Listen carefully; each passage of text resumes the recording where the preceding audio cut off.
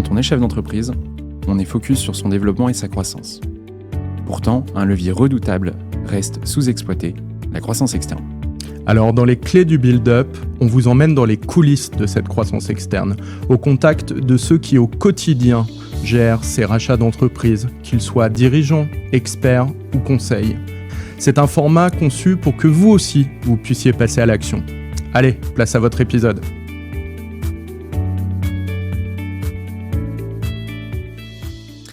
Bonjour à tous et bienvenue dans ce nouvel épisode des Clés du Build-Up, le podcast consacré à la croissance externe.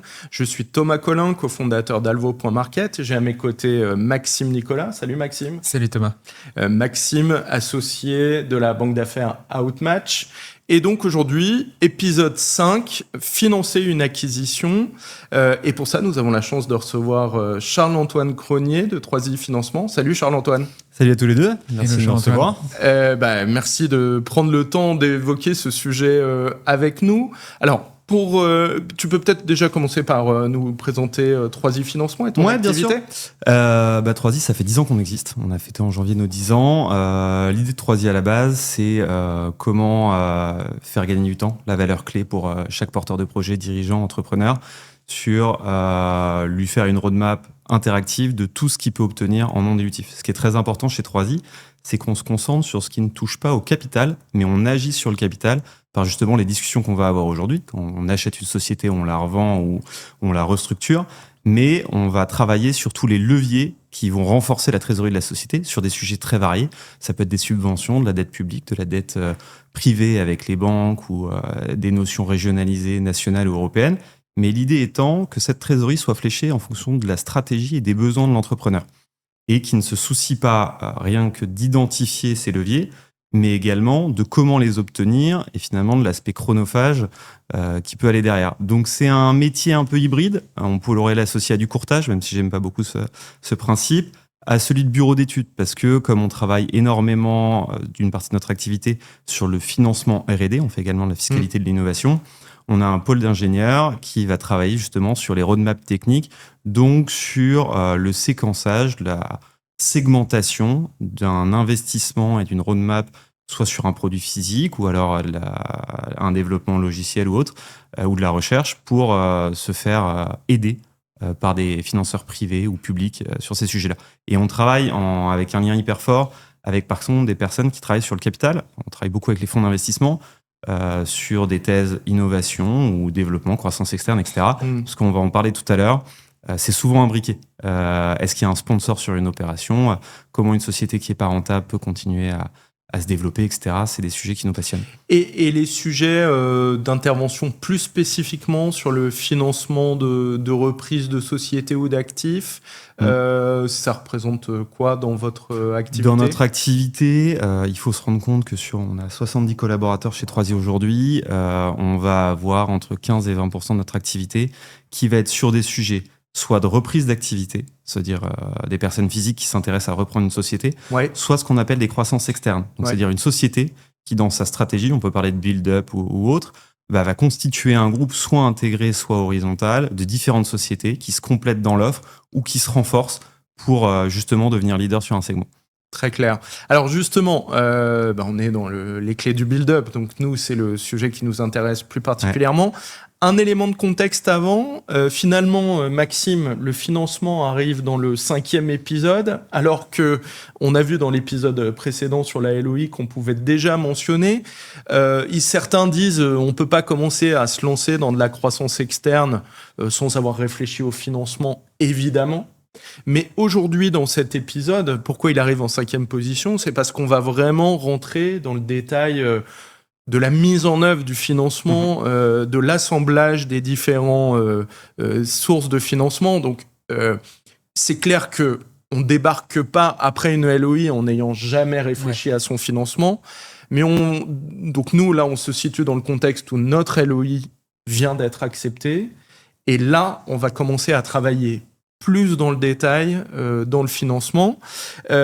Et alors justement, tu disais, j'aime pas trop le sujet, j'aime pas trop le mot courtier. Tu te définis comment, du coup, comme un conseiller en financement ? C'est un conseiller en stratégie de financement. Par exemple, Ok. quand on peut travailler ensemble avec Maxime, l'idée c'est que comment nos visions se complètent entre la recherche de la cible, qui n'est pas du tout notre métier, ou la recherche justement du sponsor. Ce qu'on appelle un sponsor, c'est quelqu'un qui va apporter de l'equity, donc du capital dans l'opération. Ça peut être dans la notion d'apport, parce que l'apport, on va en parler dans les différents sources de critères à son sens. Ouais. Mais on va participer à cette stratégie de savoir comment optimiser l'opération, sans rentrer dans une notion d'optimisation fiscale, ce qui est vraiment un autre métier, qui doit faire partie d'une réflexion annexe mais complémentaire, mais plutôt comment justement ne pas ouvrir une dilution forcée avec trop de sponsors, quel est juste niveau, et comment travailler les différents acteurs pour que ce soit le plus efficace possible d'un point de vue économique et de performance. Ok, merci beaucoup Charles-Antoine. Du coup, moi je suis chef d'entreprise, je viens de remettre une offre, je suis d'accord sur la valo. C'est quoi les réflexes que je dois avoir sur cette logique de financement, comment je fais, à quoi je dois m'intéresser vis-à-vis de mes chiffres de mon entreprise, vis-à-vis des chiffres de la cible, comment ça structure cette réflexion au tout début du coup, avant de te consulter ou pendant la consultation et l'échange avec toi? Ouais. En fait, je vais faire beaucoup de parallèles sur cette notion-là pendant notre échange, mais je le vois souvent en fait comme une opération immobilière. Déjà, on va voir son financeur une fois qu'on a trouvé le bien immobilier. Là, c'est de la même manière. La LOI, c'est quand même un bon point de départ pour cadrer le discours, parce que tout financeur n'a pas envie de se lancer dans une étude s'il ne connaît pas les périmètres sur lesquels il va aborder. De la même manière où aucun banquier n'aime « Ah, j'ai envie d'acheter un appartement ». Oui, très bien, mais lequel, à quel prix, de quoi on parle? Par contre, on peut se donner déjà les règles. Ça veut dire que toi, tu représentes finalement ton entreprise, tu sais ta capacité d'endettement sur ton entreprise. Déjà, on va parler de périmètre ISO, c'est-à-dire est-ce que ta société dégage assez de cash flow pour t'embarquer sur une nouvelle aventure financière? Est-ce que tu dois faire partager le poids du service de la dette future sur la future cible? Est-ce que finalement, c'est que la future cible qui s'autoporte par sa rentabilité? Est-ce qu'il y a assez d'historique pour montrer que cette rentabilité historique, elle est pérenne? Parce que c'est quand même un truc énorme, un rachat d'entreprise ou même tout ce qu'on parle dès qu'il touche à l'actionnariat, au management d'une société, on change l'histoire de la boîte. C'est-à-dire qu'il y avait un ADN historique, soit c'est pour le meilleur, on a toujours des cas de figure où on a un dirigeant, ça fait 20 ans qu'il contrôle sa boîte, qui a sa méthodologie, qui remet pas forcément en question la manière de porter sa société, parce qu'il arrive sur un moment donné où de toute façon il veut céder. Ou alors, toi, tu arrives avec une nouvelle méthodologie qui va changer la dynamique. Soit tu casses quelque chose qui fonctionne, soit tu améliores quelque chose. Et ça va être hyper important dans la strate qui va être portée, de montrer est-ce qu'il y a des axes d'amélioration, c'est-à-dire qu'est-ce qu'on prend le périmètre de la cible, elle va bonifier son résultat et donc participer plus au service de l'opération. Ou alors, de toutes les manières, il y aura des doublons, donc finalement, les équipes vont avoir des synergies ou non être remplacées. Et c'est toutes ces petites d'identification, je pense, qui passe dans la phase de due diligence lorsqu'on s'intéresse à la cible, qui va renforcer la crédibilité de l'histoire qu'on porte. Donc, je pense que la timeline, la question que tu portais, c'est il n'y a pas de bon ou de mauvais moment. Je pense que sans aller voir un financeur, parce que je pense que quand on va voir le financeur, on arrive avec l'histoire finale, exactement ce que je vais raconter, ce qui crée la crédibilité. Il n'y a rien de pire, même pour toi, même pour moi, dans tous nos métiers, de quelqu'un qui, toutes les semaines, change un peu son histoire parce que tu sais pas sur quoi tu travailles. Je pense que c'est hyper important de préparer avec des conseils légaux, comptables, conseillers financiers et autres, quelle est la meilleure histoire. Et quand cette histoire elle est figée, c'est à ce moment-là que je porte. Donc, même avant la LOI, je m'intéresse à une cible, je vais travailler la valorisation. Est-ce que déjà ma boîte, qu'est-ce qu'elle est capable de porter? Est-ce que tu vas devoir négocier dans ta LOI un crédit vendeur, par exemple? Je ne sais pas si ça a déjà été abordé précédemment. Un petit peu, oui. Mais c'est hyper important en fait de savoir de quoi on parle, parce que si ta LOI est déjà signée, tout est déjà cadré, et que finalement moi ou un de mes confrères on détruit tout ce qu'il y a dans la LOI, c'est hyper pénalisant, même dans la relation de confiance qu'il y a entre le cédant et l'acquérant, où c'est quelque chose qui doit se faire très naturellement. Donc dès le début, faut travailler à tes côtés pour co-construire en fait tout ça ensemble. Voilà, je suis pas là pour forcément dire comment fonctionne 3i et faire la promo de 3i, mais ce qui est important, c'est qu'on ait un modèle quasiment notarial, c'est-à-dire que nous, on donne toutes les informations et on fonctionne à l'acte, on fonctionne au succès. Donc ça veut dire que quelqu'un peut venir nous voir 10 fois avant son opération pour nous poser les questions, faire l'arrangement de la structuration, et c'est que au moment où on lance le dossier, qu'on rentre dans le dur. Et vaut mieux Profitez de cette phase-là, de poser les questions, même par SMS, WhatsApp, email, appel, etc., pour être sûr d'aller sur quelque chose qui est tangible. Et ensuite, nous, on se lancera, mais on donnera des conseils. Et c'est hyper important de préparer, comme dans toute chose dans la vie, prendre un maximum de conseils pour arriver à baquer, même dans sa propre négo. C'est hyper clair. Je te remercie beaucoup pour tous ces points. Du coup, on comprend qu'il y a principalement deux choses. Il y a la capacité de financement de la société mère, celle qui rachète, et la capacité de financement de la cible. Avec lesquels on compose ou après, demain, on additionne d'autres financeurs, en equity notamment. Comment est-ce qu'un chef d'entreprise, il sait combien est-ce qu'il peut financer déjà sur sa mère, enfin sur sa société mère? C'est quoi? C'est un multiple de BE? C'est une analyse par le cash flow? Comment un chef d'entreprise, il arrive un peu à matérialiser la capacité de financement qui va pouvoir rentrer déjà dans le cadre du deal dans sa société mère? Et puis après, même question sur la cible. Alors, on va prendre deux cas de figure. Un où je vais aller très vite et un peu plus dans le détail. Société non rentable. Société, par exemple, qui se développe très vite, qui fait de la croissance. On peut parler de start-up, mot un peu fourre-tout, dont le chiffre d'affaires explose de mois en mois, d'année en année. Elle n'est pas forcément rentable. Par contre, elle dispose d'un trésor qu'elle a fait grâce à ses actionnaires. Elle va se servir finalement d'effet de levier sur ce trésor pour aller chercher de la dette en montrant que soit grâce à la cible, ce que je disais tout à l'heure, qui va apporter une partie du financement, soit grâce à la trésorerie qu'elle a, elle se donne le temps d'atteindre une rentabilité potentielle dans les prochaines années pour rembourser la dette. Ça, là-dessus, c'est une pure analyse des cash flows. À côté de ça, on va s'intéresser à une société qui est rentable, qui a une historique de rentabilité. Généralement, les banques, elles aiment bien avoir une visibilité à 2-3 ans de rentabilité pour regarder la dynamique qu'il y a derrière cette rentabilité. Est-ce qu'elle est constante? Est-ce qu'elle est en décroissance? Est-ce qu'elle est en croissance? Évidemment, le meilleur scénario, c'est en croissance. Pas croissance démentielle, parce qu'il faut expliquer pourquoi c'est tenable de tenir cette croissance dans le temps, sachant qu'ils vont pouvoir opérer une moyenne de la croissance des dernières années pour comprendre la dynamique de la société.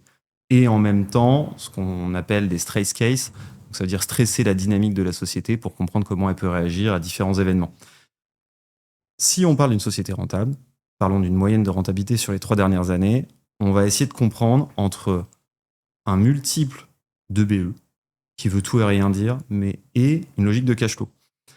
Si on fait un mix des deux, il faut considérer que, vu qu'on regarde une rentabilité nette sur les années précédentes et une année en cours, on va prendre le fait que 30% de ce que dégage la société doit être réinvesti dans son propre développement. Il n'y a rien de pire que d'aller au taquet de sa capacité d'endettement juste pour une opération, parce que on sait que dans la vie d'une société, il y a besoin de réinvestir. Nos équipes ont droit à des augmentations parce qu'elles se seniorisent, qu'elles gagnent en expertise, etc. En même temps, il peut y avoir des sujets d'investissement sur les logiciels qui vont pouvoir bénéficier au groupe, à la cible, etc. Donc, il faut garder une capacité de réinvestissement dans sa propre structure et même dans la structure future. 70%, c'est ce qui permet de se dire, OK, j'ai mon service de la dette que je dois payer, mais j'ai aussi potentiellement mon service de la dette historique. Ça veut dire qu'avant de me porter sur cette nouvelle acquisition, faut déjà que je rembourse j'ai des financements existants. J'ai des financements existants. Donc, est-ce que je suis capable de porter ces financements existants plus des nouveaux financements? Sachant qu'on va considérer que sur une acquisition, en défensif, on va être sur 5 ans. En offensif, on va être sur 7-10 ans, en fonction de ce que la banque a envie de faire. Donc, idéalement, on va faire les calculs de quel est le service de la dette pour une société. Si ça passe en défensif, c'est génial, parce que ça veut dire que si potentiellement tu as une dette sur une durée plus longue, ça laissera un peu bout au niveau de la trésorerie pour la société. Donc, premier calcul, on fait sur 5 ans. Par rapport à la valo qui est donnée, qu'est-ce que ça coûte à la société si elle doit le porter à 100%? Ensuite, il y a les logiques, un petit peu ce qu'on fait, si je fais le parallèle avec l'immobilier, j'ai un apport de temps, ce qui réduit mes mensualités de temps, et je peux considérer la différence. Si je n'ai pas forcément la capacité de mettre beaucoup d'apports parce que j'ai une trésorerie qui est dédiée à d'autres sujets dans ma société, il y a la notion de crédit vendeur. Qu'est-ce que le cédant est prêt à mettre en place, avec quelles conditions, in fine, amortissables, sur la dette pour justement me porter facilitateur de l'opération. C'est 70% de l'EBE, du résultat net. On parle de résultat net, comme ça on intègre le fait qu'il y a la fiscalité qui est passée. Donc on peut se dire que j'ai 70% du résultat net que je peux consacrer au service de la dette. De ma dette historique et de ma future. Okay. C'est très important de ne pas oublier ce qui se passe avant, parce que des sociétés peuvent arriver avec un très beau score de revenus, mais s'ils sont endettés jusque-là, il faut bien le prendre en compte. Par contre, ensuite, on va regarder la cible. idéalement, le meilleur schéma, croissance stable, rentabilité stable, cible avec de la rentabilité.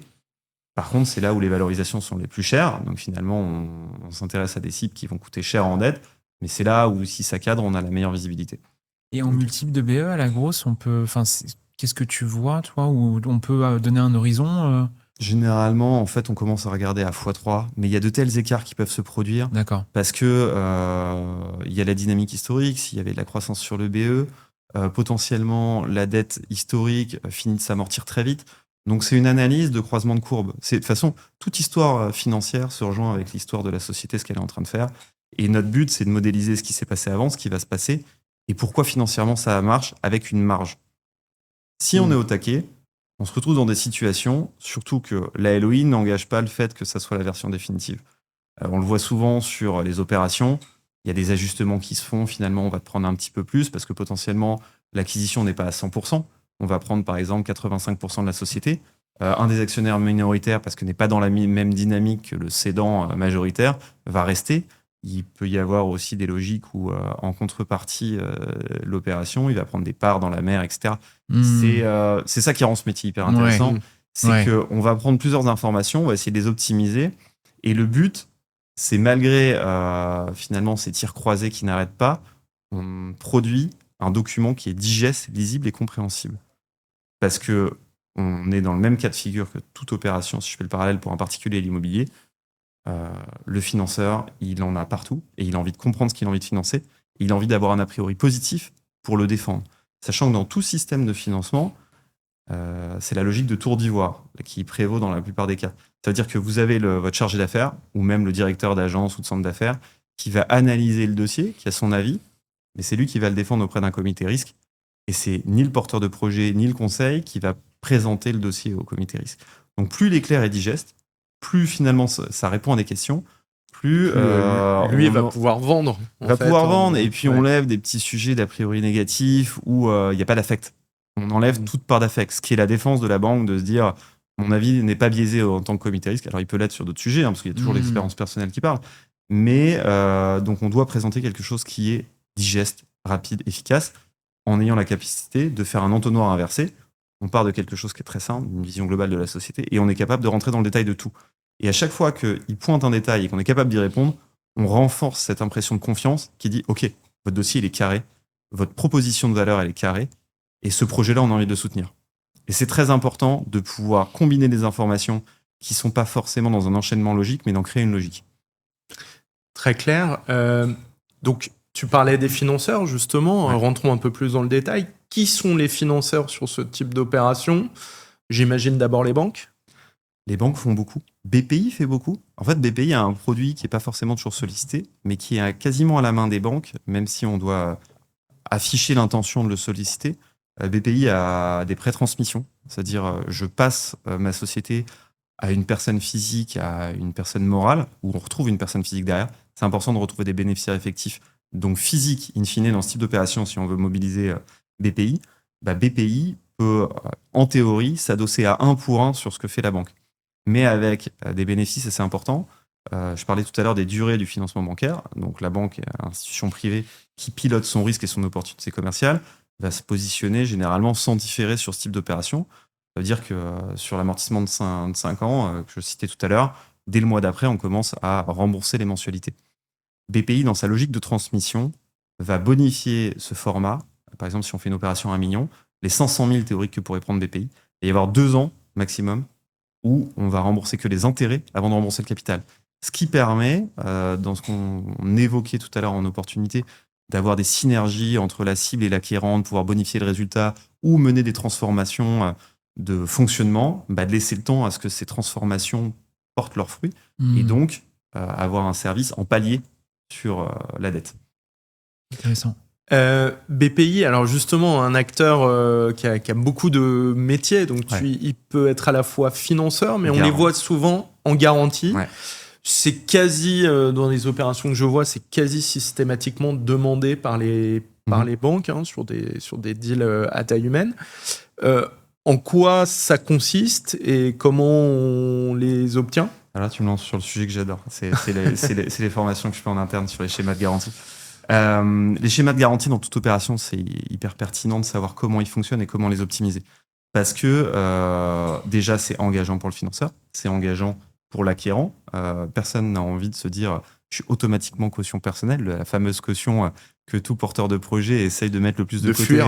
en disant j'ai déjà mis tout ce que j'ai dans ma société. Si je peux éviter d'engager mes enfants, c'est quand même pas mal.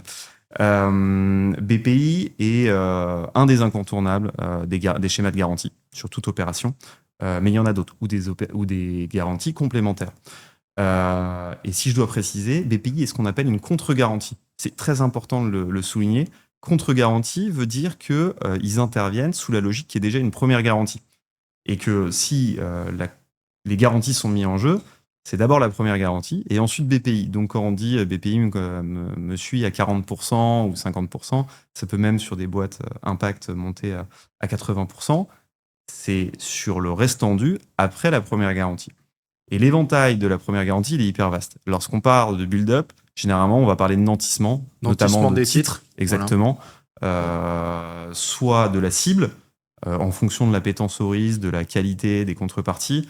On va peut-être aussi regarder les titres du groupe, qu'est-ce qu'on peut prendre, qu'est-ce qui est intéressant. Et sachant que c'est très compliqué d'un point de vue organisation contractuelle, de faire des découpages dans les titres. Ils aiment bien prendre sur la société qui fait l'acquisition ou la cible 100%, malgré qu'il y ait une opération partielle à 85, D'accord. 70, etc. Parce que pour eux, c'est beaucoup plus simple à suivre et contrôler. Il faut considérer que c'est un service qui s'occupe de ça, mais ils n'ont pas envie d'être sollicités dès qu'il y a 1% qui est cédé. Est-ce qu'il faut lever le nantissement sur 1% ? Ils ont envie d'avoir une vision globale. Les impacts là-dessus pour le chef d'entreprise, d'avoir des titres nantis, c'est quoi ce qu'il faut considérer? Qu'est-ce que ça change dans son quotidien ? Un nantissement, et ensuite on va spécifiquement sur les titres, je le compare toujours au principe d'ordre de succession de la couronne d'Angleterre. C'est-à-dire, quand on nantit, on se met un droit pour passer outre l'ordre de succession. Normalement, quand on liquide une société, in bonis ou pas, on va déterminer qui sont les premiers bénéficiaires de la liquidation de cette société. D'accord. Généralement, c'est les salariés, du salaire, l'État, les fournisseurs, les actionnaires, etc. Créanciers et ensuite actionnaires. Les actionnaires sont toujours derniers. Là, l'option est mise par le créancier, donc la banque ou autre, de se dire maintenant je passe avant tout le monde. J'ai mis mon droit, je suis au premier rang, deuxième rang, troisième rang, il peut y avoir autant de rangs que tu veux, ou des rangs, ce qu'on appelle du fameux pari passu, qui est un très joli mot latin, qui veut dire on est bras dessus bras dessous entre financeurs et on est au même niveau de nantissement, mais sans vouloir complexifier le propos, ça permet de se protéger au même niveau.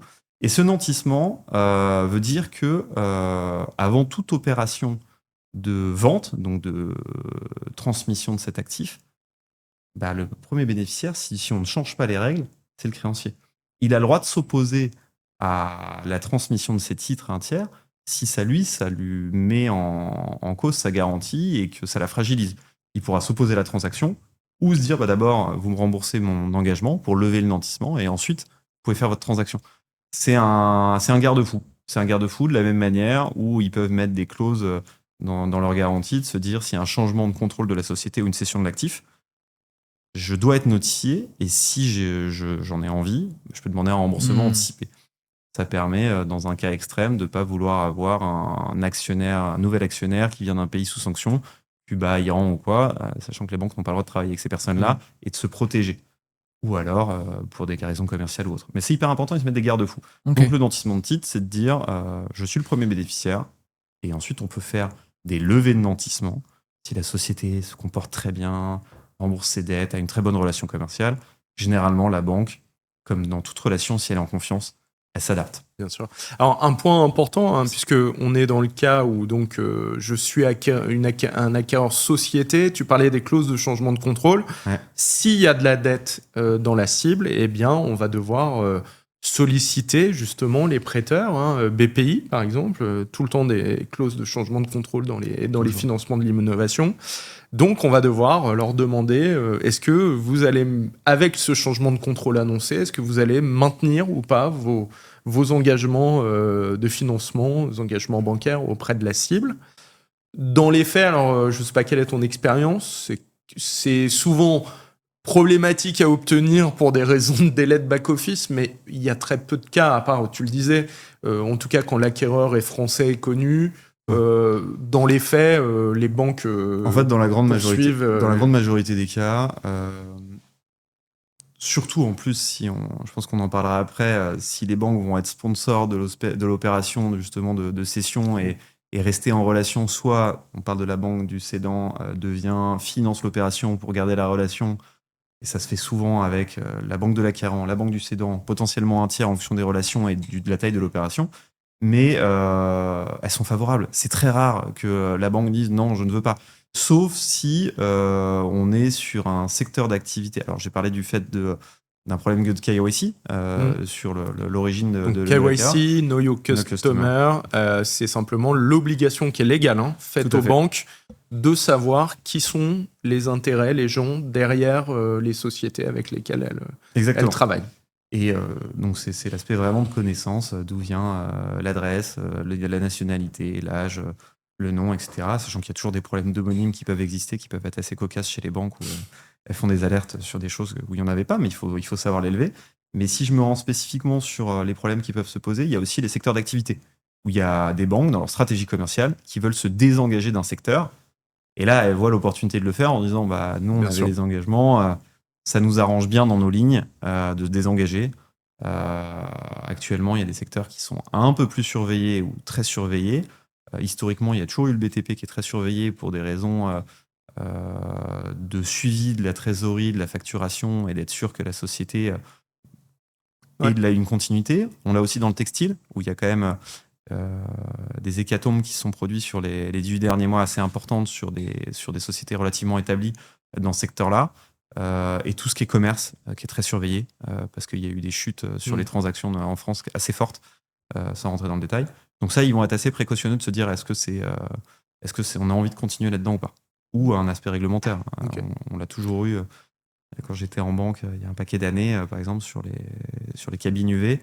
Les banques n'aimaient pas parce qu'elles avaient toujours peur qu'un jour, au niveau réglementaire, on interdise cette activité parce que risque avéré ou potentiel médical ou autre, etc. Okay.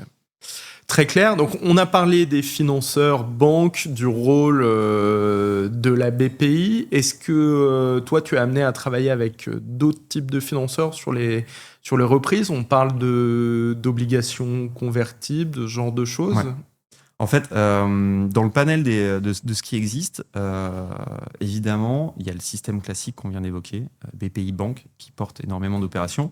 Et puis, il y a tout ce qu'on parle d'intérêt vraiment privé, même si la banque est une société privée, des personnes qui vont faire une dette obligataire, par exemple. La dette obligataire donne, selon les conditions, l'opportunité de rentrer au capital ou non. Oui. Mais généralement, c'est un coût qui est différent de ce qu'on a vu juste avant, mais avec un peu plus de souplesse. Parce qu'ils n'ont pas les mêmes obligations, ils n'ont pas les mêmes systèmes de garantie.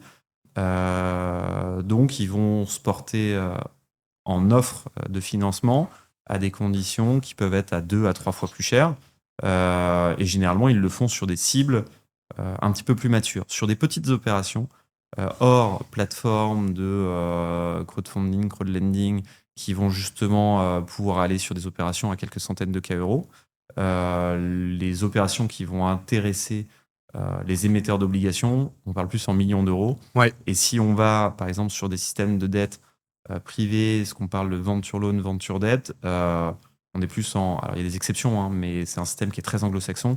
On est plus sur des dizaines de millions d'euros, avec des schémas où c'est rarement actionné, mais ils se laissent l'opportunité de co-investir dans la société, d'où le terme venture en début de nom de produit, et ils offrent des souplesses où il n'y a aucun contrôle et garantie sur le niveau d'endettement, sur potentiellement un niveau de trésorerie, ce qui peut être demandé. On ne l'a pas spécifié sur les banques, mais au-delà de la garantie BPI qui permet à la banque de se projeter parce qu'elle couvre une partie de son risque, les banques peuvent édicter des règles qu'on appelle des covenants. Ces covenants, ils sont hyper intéressants. parce qu'ils doivent être respectés. C'est votre commissaire aux comptes qui, chaque année, doit annoncer dans son rapport CAC, rapport du commissaire aux comptes, est-ce que ces règles ont été respectées. Et ça ouvre le droit à des pénalités pendant un temps si la société ne s'y conforme pas. Et si au bout de ce temps donné, elle ne respecte toujours pas les règles, c'est une clause de remboursement anticipé. Donc c'est un cadre qui est relativement strict, mais que la banque met en place et que souvent les porteurs de projets regardent, mais très rapidement. Oui, ok, mais ça on verra. Mais c'est important de se dire, surtout sur des notions. Alors d'endettement, c'est assez simple, je ne prends pas de nouvel endettement, si j'en suis capable. Ça peut être nécessaire pour d'autres opérations, mais les banques peuvent à nouveau lever ces règles-là si l'opération, ils ont envie de la suivre, justement, une nouvelle opération de croissance externe ou autre. Mais la notion de trésorerie, on doit être au 31-12, si la clôture est au 31-12, dans les règles de la banque. Et on sait très bien que sur une date donnée en gestion d'entreprise, potentiellement, on a mis des factures, mais le paiement, il arrive que le 5 janvier. Donc, ça, c'est ce qu'on appelle les bridge covenants qu'il faut ensuite renégocier, les fameux waivers. Et donc ça, effectivement, c'est des points à vraiment anticiper et à très bien gérer sous peine, à minima que ça coûte très cher en honoraires, parce qu'à chaque fois qu'on renégocie, il y a des frais. Et puis, à la fin, il y a le bouton rouge de la banque, exigibilité immédiate de la dette, qui est en gros... qui n'arrive pas si souvent que ça, mais qui est plutôt la menace nucléaire. Quoi. C'est ça, c'est le garde-fou final. Mais tout ça, vu que le coût de la banque initiale ou de BPI est aux alentours d'aujourd'hui, les taux ont quand même vraiment baissé sur cette année, on est autour de 3,50, 4,5% de taux d'intérêt nominal. Il faut considérer qu'aujourd'hui, sur de l'aventure, donc qui enlève toutes ces règles et qui est beaucoup plus souple sur des montants sur des montants plus importants, sachant qu'il n'y a pas de plafond, c'est qu'une analyse de cash flow l'aventure. Il n'y a pas de logique de quel est ton niveau de fonds propres par rapport à la dette, etc. Si ton cash flow permet de le payer, on y va. On est à parfois 10%, plus un Euribor 3 mois non floré, donc 13, 14, ça va un peu plus vite. Et ce qui n'est pas tiré, il peut y avoir des commissions de non-utilisation, il y a plein de petites subtilités. Sur les covenants, c'est un point important. C'est quoi la main de négociation du chef d'entreprise après dans le cadre de son échange avec la banque? Est-ce que c'est les covenants, on peut les négocier? Enfin, c'est quoi? C'est du... Tu peux nous en parler un peu plus? Parce que ça contraint quand même la gestion après et l'évolution, donc c'est un point important. Quand je parlais d'histoire financière et d'histoire tout court de stratégie de la société, ça commence à rentrer en jeu à ce moment-là. Ça veut dire que si on rentre dans une stratégie de build-up donc au pluriel avec plusieurs acquisitions, il ne faut pas hésiter à en parler dans le dossier ou à minima à l'oral en fonction de la stratégie qui est portée. Parce que ça montre que la société a des ambitions de développement national, international, sectoriel, etc. Et qu'on met déjà le point sur le fait que mettre un covenant sur un niveau d'endettement n'a pas de sens. Parce que la société compte réinterroger des financeurs sur des opérations, évidemment, qui on peut définir. C'est ça que j'adore. Je prendrai toujours cet exemple parce que je l'avais eu par un ami qui présentait le degré d'imagination et d'inventivité qu'il y a à côté financier. Vous pouvez tout prévoir dans les documents financiers. Et vous pouvez prévoir qu'à chaque renouvellement, par exemple, de notes de crédit de la banque, si c'est dans un alinéa, d'amener un parapluie rouge lors de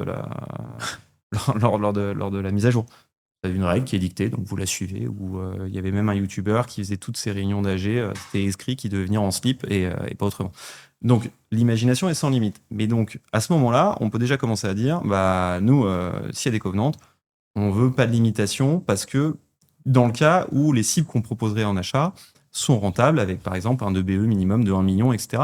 Donc on peut commencer à rentrer dans un détail qui est assez fort dans la négociation pour se laisser des marges de manœuvre sans forcément rentrer dans la logique des waivers qui, est long, qui met une incertitude en parallèle dans un quotidien de dirigeant où je pense que quand on est, tu connais bien ce quotidien Maxime, de recherche de cible, de négociation de valorisation, de compromission d'ADN, parce qu'on sait que l'ADN va forcément évoluer entre nos propres équipes et l'équipe de la cible, de devoir se dire, ok, je vais devoir aussi voir comment je vais pouvoir gérer par rapport à mon covenant, alors que si dès le départ, on fait quelque chose qui est acceptable pour les différentes parties et qu'on s'y intéresse, on sait les règles du jeu. Donc, je sais que la société que je vais devoir me porter en offre, en acquisition, elle cadre, ma LOI cadre avec mes covenants.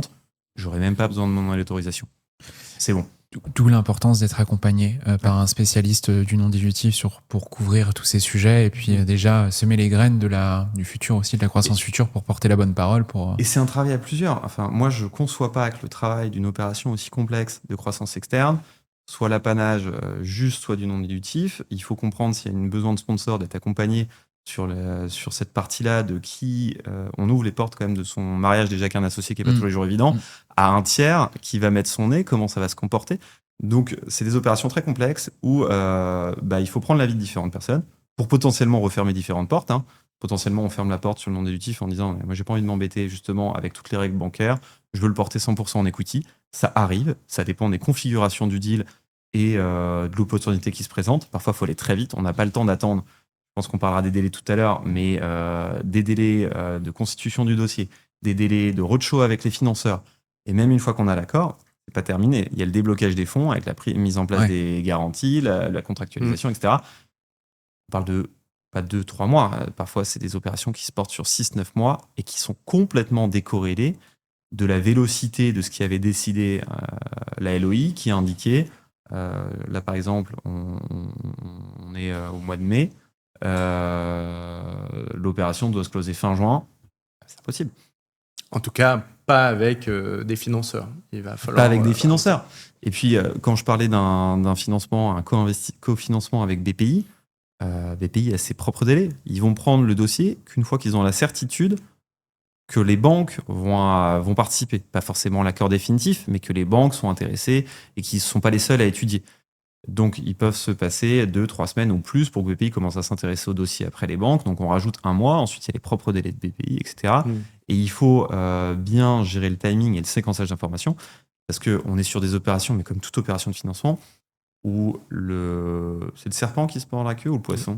C'est le serpent qui se mord la queue. Parce que BPI, par exemple, va débloquer une fois que les banques débloquent les fonds. Mais potentiellement, les banques ont besoin d'avoir la notification d'accord de financement de BPI, que BPI ne sortira que quand ils auront l'accord et le tableau d'amortissement définitivement des banques. Et il y a un peu de jeu de qu'est-ce que vous pouvez accepter comme documentation pour vous positionner, parce que sinon personne n'avance et on est complètement bloqué. Est-ce qu'un projet suffit Exactement. Maxime ? Oui. Je pense que tu ouvres la porte sur je suis chef d'entreprise, quels sont les panels de financement possibles. On a parlé du financement bancaire. Est-ce qu'il y a d'autres outils que je peux mobiliser pour financer, pour aller au bout de mon opération ? Oui, il y a ce qu'on disait, la notion de fonds propres, donc l'investisseur potentiel qui rentre, soit d'une manière obligataire, non convertie ou non convertie, ce qui va être de la dette. Donc là, on parle de fonds d'investissement, business angel, de personnes physiques qui investiront mon capital. Tout le monde, d'une certaine manière, peut sortir un contrat obligataire de la même manière que tout le monde peut rentrer investisseur dans une société. Ça demande évidemment l'aide d'un tiers juridique pour rédiger la documentation qui cadre bien l'opération, potentiellement de prévoir un pacte d'associés pour que tout soit carré. À nouveau, toute cette documentation, c'est pour maintenant, mais aussi pour plus tard. C'est pour le jour où il y a une question qui se pose, le cadre a été défini et on ne se retrouve pas dans des situations de blocage ou justement de conflit de management ou d'actionnaires qui détruisent une société qui va fondamentalement bien dans son activité. Donc c'est hyper important de se faire conseiller là-dessus, mais ça peut être une personne physique, une personne morale, ça peut être un fonds de dette qui émet de l'obligation, ça peut être un fonds d'investissement qui a différentes spécialisations. Ils peuvent avoir une spécialisation qu'on appelle VC, Venture Capital, Private Equity, avec différents types de produits qu'ils appliquent en fonction de situation. Généralement, on va plus retrouver la notion d'émission d'obligation dans les fonds, ce qu'on appelle PE, Private Equity, parce qu'ils s'intéressent à des sociétés avec une certaine maturité où on parle de millions d'euros en activité ou en résultat, et d'une notion de croissance et de rentabilité avérée ou très proche. Alors que le VC, c'est aussi une autre magie du financement de ce monde-là, c'est qu'il fait le pari d'une société qui est non rentable, pas forcément de chiffre d'affaires, mais il va chercher un multiple qui n'est pas le même, donc multiple entre le moment où il rentre et le moment où il sort, qu'on le retrouve dans le monde de PE. Mais c'est pas les mêmes sommes. Généralement, les fonds de PE proposent des montants d'investissement qui sont beaucoup plus importants que le monde du VC, avec évidemment des différences énormes d'un pays à l'autre parce que c'est pas les mêmes pratiques. Il y a aussi des plateformes qu'on peut mobiliser, des plateformes de crowd equity, de dette aussi.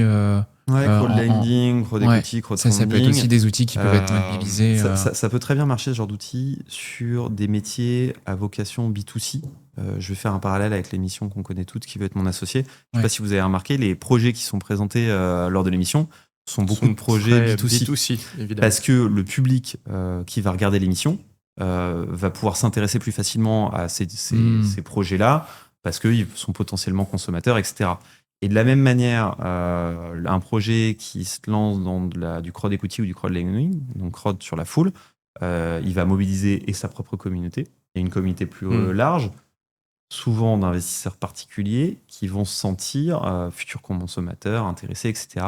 Et donc, ça a beaucoup plus de sens sur un projet qui est compréhensible parce que la cible peut être l'investisseur, alors que sur un projet B2B, la dynamique n'est pas la même. C'est plus dur de mobiliser, même si techniquement, si je prends le point de vue des financeurs, ils ont toujours beaucoup plus d'appétence sur un projet B2B qu'un projet B2C. Parce que la visibilité sur le revenu en trésorerie n'est pas la même contractuellement, parce que généralement, dans un projet, une société qui fonctionne en business to business, avec d'autres entreprises, il peut y avoir des contrats récurrents, il peut y avoir des engagements, on peut comprendre le modèle complètement différemment, ou à l'inverse, sur un business to consumer, donc avec des acheteurs consommateurs, soit un magasin, un site internet, ce qu'on veut, on doit se dire que chaque acheteur, une fois qu'il a fait son achat, j'achète une paire de chaussures sur un site demain, la probabilité que je retourne sur le même site acheter des chaussures, c'est dans combien de temps, quel est mon coût d'acquisition pour me faire revenir, etc. C'est pas du tout la même chose, c'est beaucoup plus volatile. Donc, on a parlé des différentes sources de financement. Alors, sur les OC, quand même une remarque, enfin les obligations convertibles, il y a la dette privée est en train de se développer et il y a des plus petits faiseurs. Donc, je suis d'accord avec toi. Historiquement, en dessous de 1 à 2 millions, c'était très rare de mobiliser des OC. Il semble que le marché soit un peu en train de bouger et qu'on voit arriver des gens qui puissent parler en centaines de cas sur les OC, ce qui est une révolution. Ce qui est une révolution et qui est hyper bénéfique. Et si je reviens sur les OC, parce qu'on n'a pas pris le temps d'aller trop dans le détail, les clauses de conversion, moi, à chaque fois qu'un de mes prospects ou clients me parle d'une opération avec des OC ou des obligations tout court, je m'intéresse vraiment, moi je vais dire trigger event parce que je fais partie de ces idiots qui met des anglicismes partout. Donc trigger event, c'est le fait générateur. Le fait générateur de conversion. Sur de comprendre, est-ce que déjà je peux considérer ces obligations comme des quasi-fonds propres ou alors comme de la dette ? Parce que ma question va être la même que le financeur derrière, parce que j'ai souvent le point de vue du financeur public ou privé derrière, c'est de comprendre est-ce qu'il peut faire effet de levier dessus. Quand c'est du quasi-fonds propre, ça veut dire que on considère que cette augmentation de trésorerie qui vient de l'obligation va bonifier la société, alors que si on le considère comme de la dette, c'est une charge supplémentaire à prendre dans les calculs qu'on a dit juste avant. Ouais. Et donc, ça conditionne le montant que vont pouvoir prêter les banques au regard des fonds propres et des quasi-fonds propres. En fait, ça change la configuration. Si vous avez, par exemple, des ORA, des obligations avec rachat automatique des actions, ça veut dire que vous positionnez la société dans une configuration où elle va être obligée de faire rentrer ce prêteur dans sa table de capitalisation. Excusez-moi. Et par contre, si c'est de l'in fine, en fonction de la durée, du moment où ça va se rembourser, soit c'est un écueil, parce que par exemple, si c'est l'année prochaine, vous avez une dette obligataire avec un in fine qui arrive en 2026, ça peut vraiment être un coup d'épée dans la trésorerie et dans le fonctionnement de la société, parce que on peut parler de millions d'euros qui arrivent d'un seul coup. Est-ce que la société est capable de porter ça ? Est-ce qu'il faut restructurer cette dette obligataire ? C'est-à-dire l'allonger dans le temps, la reporter, la racheter, etc. Ou alors, est-ce que si dans les clauses, si la société n'est pas en capacité de rembourser, c'est une conversion automatique ? Est-ce que c'est à la main des dirigeants de la société, à la main des prêteurs ? C'est toutes ces subtilités-là qui vont dire « Ok, je peux le faire, je peux pas le faire, etc. » Tout à fait. Pour resituer un petit peu pour les chefs d'entreprise qui nous écoutent, sur les instruments de fonds d'investissement, d'apport en equity par les fonds d'investissement, d'apport en dette privée, est-ce qu'il y a un enjeu de taille de groupe ? C'est-à-dire, je fais 200 000 euros de BE, Du côté de ma mère, j'achète une cible qui fait 100 000 euros de BE, j'ai un volume de 300 000 euros sur mon nouveau groupe consolidé. Est-ce que je peux aller voir un fonds d'investissement? Est-ce que je peux aller voir un fonds de dette privée, où il faut quand même avoir une certaine taille pour pouvoir mobiliser ces outils? En fait, de la même manière où un fonds va être intéressé d'investir ou de prêter, c'est des questions de dynamique. Si la société est petite mais présente un potentiel de croissance et donc de valorisation intéressante, même si la société est petite, et comme tu le disais Thomas, aujourd'hui on voit des opérations plus petites, oui. Il faut pas s'en empêcher. Par contre, à l'inverse, si à nouveau on prend le cas de figure où la société, ça fait 3 ans qu'elle fait le même résultat, la cible, ça fait 3 ans qu'elle fait le même résultat, ça se bonifie un petit peu, mais c'est relativement stable, le potentiel de valorisation ne va pas intéresser le fonds parce qu'il va se dire je rentre, mais je sors en fait avec quoi? Juste avec l'addition des deux valos. Donc mon potentiel de sortie ne rentre pas dans ma stratégie. Donc on va considérer ça. Et puis il y a aussi l'effet sectoriel. Il y a des secteurs qui offrent des perspectives de développement qui sont très intéressantes, où le fonds va se dire ok, c'est petit, mais je vais y aller parce que sur ce secteur-là, au vu des acteurs sur le marché, la proposition de valeur, il faut y aller. Par contre, sur un marché très établi, on peut parler par exemple d'un océan rouge très concurrentiel, etc., où l'offre n'est pas forcément très disruptive, un peu plus complexe. Pourquoi y aller? Ouais. Ça marche. Moi, je voudrais revenir, mais t'en as déjà parlé, mais c'est un point très important, sur les délais d'instruction. Ouais. En gros, de ton expérience, on va parler peut-être plutôt côté bancaire, parce que c'est là où sont quand même une majorité des financements. Concrètement, de ton expérience, de quoi une banque a besoin pour travailler et comment on construit son rétro-planning? Alors, on va déjà s'intéresser à l'année fiscale d'une société, de la cible et de l'acquéreur. Cas le plus classique et le plus facile, même date de closing. Par contre, potentiellement, c'est pas les mêmes dates de closing et donc pas la même sortie des états financiers, ce qui peut complexifier la lecture, où la banque va attendre d'avoir une vision stable et claire des états financiers de l'acquérant ou de la cible pour dire ok, je peux avancer. Parce que sur des sociétés qui ont des développements non réguliers, elles ont envie de voir où on en est. Est-ce que c'est crédible, le prévisionnel et le réalisé? Par contre, une société hyper stable, ça fait 10 ans qu'elle fait les mêmes résultats. On peut commencer à faire des opérations, même si les derniers états financiers n'est pas sorti. Ça peut être d'ailleurs une condition de mise en place du crédit, sous réserve de la sortie des états financiers qui confirme la documentation qui a été fournie, etc. Donc, on regarde ce périmètre-là. Est-ce que, par exemple, on est en décembre, clôture en janvier, et potentiellement à avoir un projet de compte courant janvier-février, c'est peut-être intéressant de se dire le dossier on le présente en février quand on a vraiment les chiffres stabilisés, parce que c'est ça qui va nous permettre de répondre aux questions. Surtout si tu me dis que sur les précédentes années, entre toi, ton suivi et les comptes qui sortent, il y a toujours un réajustage qui est fait, un réajustement, parce que il y a peut-être un impact sur la fiscalité de l'innovation, avec du crédit d'impôt recherche qui vient renforcer, etc. Oui, parfois il y a des marges reporting et des marges comptables qui cadrent peu, enfin pas peu, mais où on a toujours des écarts. Il y a une différence qui peut être notable. Voilà. Donc c'est important en fait. Donc ce que tu dis déjà, c'est il faut des états financiers. Des états financiers les plus proches possibles et les plus stables. Donc, ce qui s'anticipe aussi, si on est très loin, par exemple, on est aujourd'hui et que les comptes sont déjà sortis et que l'opération va se faire, par exemple, pour septembre, ce qui est peut-être intéressant, c'est de faire un état avec son comptable où il fait un arrêté comptable le plus proche possible. Est-ce que c'est fin mai, est-ce que c'est fin avril?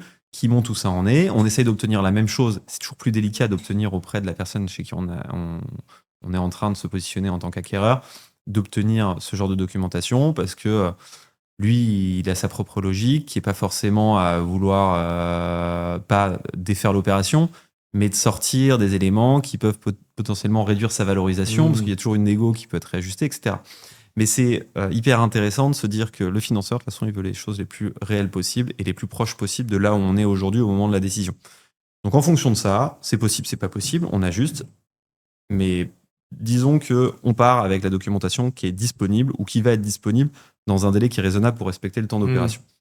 À partir de ce moment-là, il faut considérer que dans toute opération que l'on s'attaille, il peut y avoir la notion de due diligence. Donc ça veut dire d'analyse des comptes de la cible pour se rendre compte que est-ce que ce qui a été présenté en première intention sur une documentation de quelques pages, est-ce que c'est crédible, est-ce que ça vérifie la réalité, etc.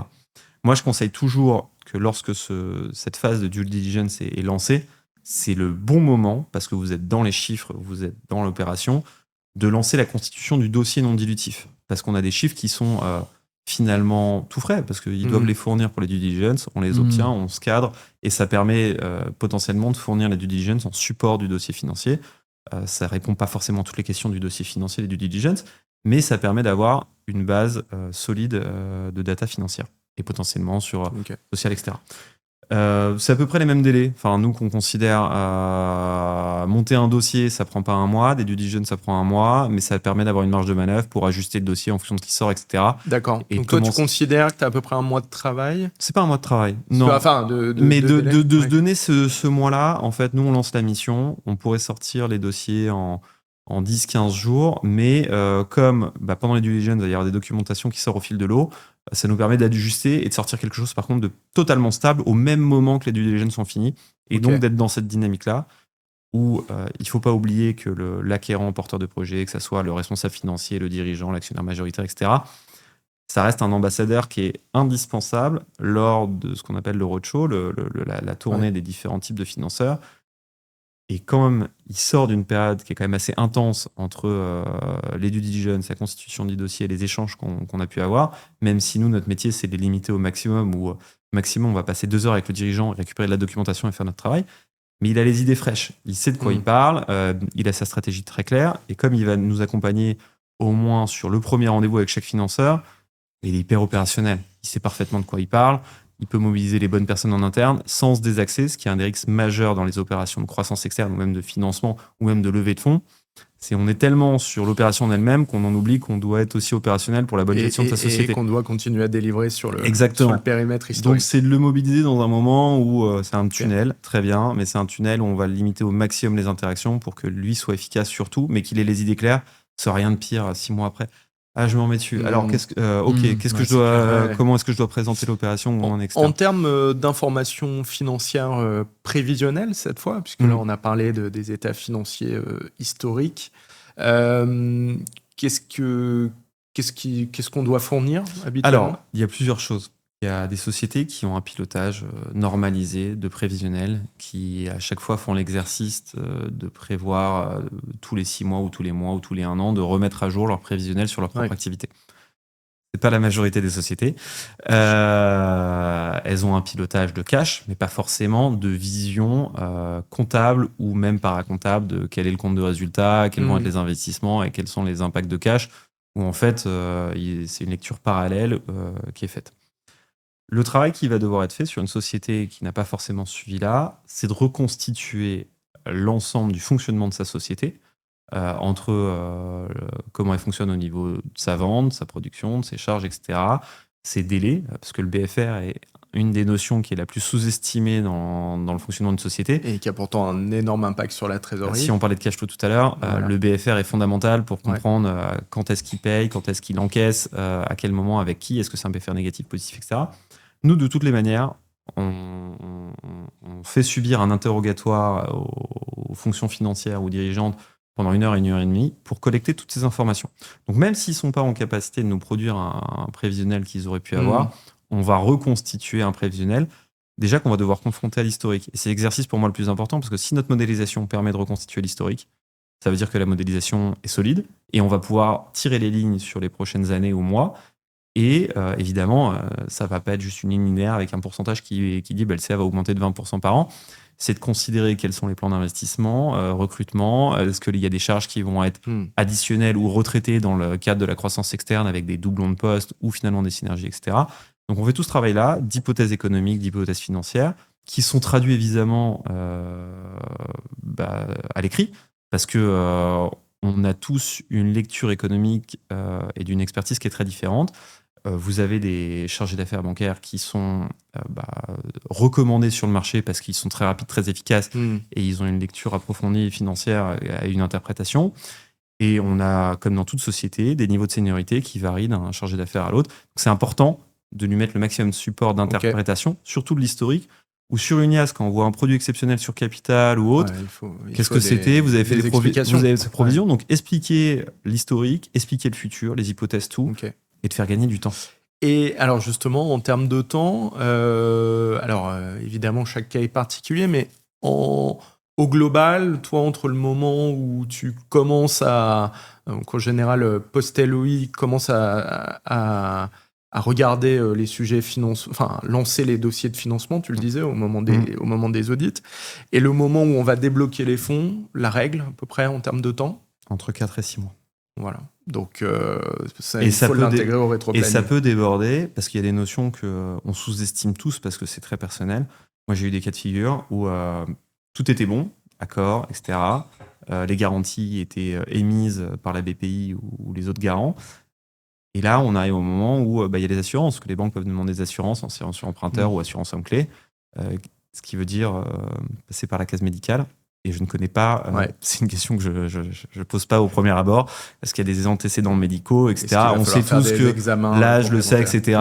ont une influence sur le coût, mais potentiellement, ça rajoute des délais. Et des nouveaux examens, etc. Exactement. Ouais. Et on parle parfois de semaines, de mois qui se rajoutent. Ça marche. Et puis, il y a dans la période de l'année, entre les périodes, par exemple, du mois de mai, qui est quand même un sacré gruyère, et de l'été, ou avec des trêves Bref, le message, c'est faites attention à votre rétro-planning. Plus on anticipe, plus on lève des sujets. Ça marche. Écoute, le temps tourne. Merci beaucoup, Charles-Antoine, pour tous ces éclairages. Si tu as un dernier conseil, une ressource, si on veut aller un peu plus loin sur ces aspects-là, est-ce qu'il y a des choses que tu as en tête? Il ne faut pas confondre la notion du secret sur une opération où personne ne doit savoir que ça soit se passer, que ça va se produire ou que j'ai envie de mener cette opération, et le fait de quand même se renseigner auprès d'acteurs. Il y a des NDA qui existent, des accords de confidentialité, parce que plus on pose des questions en amont, on se renseigne, etc., plus l'opération elle est baquée et elle se passe dans les meilleures conditions. Ça marche. Écoute, Charles-Antoine, un grand merci encore une fois. Donc, on a bien progressé sur le sujet des financements, des acquisitions. On va pouvoir continuer notre périple. Notre LOI a été accepté. On est en train de boucler le financement. On va maintenant quand même regarder, ce sera le sujet du prochain épisode, comment on va passer justement de ces éléments-là jusqu'à la documentation finale et au closing. Et ce sera l'objet de notre prochain épisode. Tout à fait. On se retrouve au prochain épisode pour les due diligence. Ça va être passionnant. Ouais, ça marche. Écoutez, merci beaucoup à tous. Merci encore, Charles-Antoine. Et à très bientôt. Merci Thomas. Au revoir. À bientôt.